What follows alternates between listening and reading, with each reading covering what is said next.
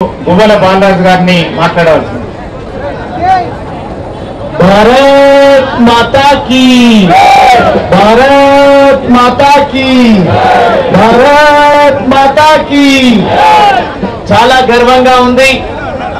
హర్ ఘర్ తిరంగా పేరిట భారతదేశ వ్యాప్తంగా భారత ప్రధాని పెద్దలు నరేంద్ర మోడీ గారి మార్గదర్శనంలో దేశమంతా కూడా దేశభక్తిని చాటేటువంటి ఒక సదావకాశాన్ని ఈ కార్యక్రమ రూపకల్పన ద్వారా మనందరికీ ఇవ్వడం జరిగింది.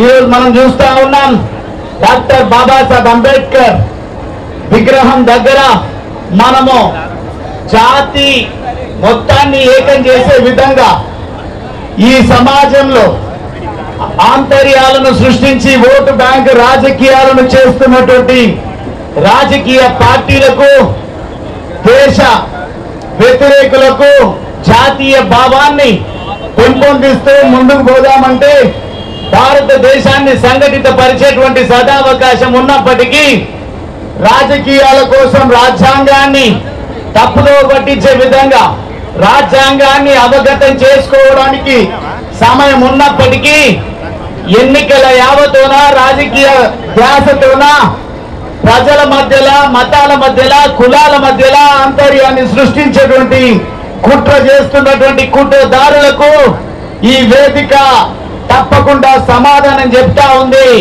భవిష్యత్తులో ఈ సందర్భంగా ఇక్కడ ఉన్నటువంటి విద్యార్థులు, మా తమ్ముళ్ళు, చెల్లెళ్ళు, అన్నలు, వేదిక పైనటువంటి పెద్దలు, మరి ముఖ్యంగా ఈ వేదిక, ఈ కార్యక్రమానికి బాధ్యత వహిస్తున్నటువంటి మనోహర్ రెడ్డి గారు, మనమందరం కూడా చాటి చెప్పాల్సినటువంటి అవసరము ఎంతైనా ఉంది. బాబాసాహెబ్ అంబేద్కర్ ఏ రోజు కూడా జాతికి వ్యతిరేకంగా లేరు.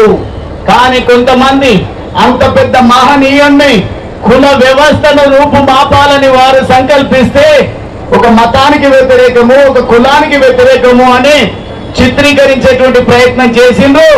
మనమంతా జాతీయవాదం కలిగినటువంటి, దేశభక్తి కలిగినటువంటి ప్రతి ఒక్కరు కూడా ఈ అంశాన్ని చర్చకు పెట్టాల్సినటువంటి అవసరం ఉంది అని ఈ సందర్భంగా తెలియజేస్తూ, నిజమైనటువంటి దేశభక్తిని, నిజమైనటువంటి డాక్టర్ బాబాసాహెబ్ అంబేద్కర్ గారి పైనటువంటి గౌరవాన్ని చాటి చెప్పిన ఘనత నరేంద్ర మోడీ గారిది.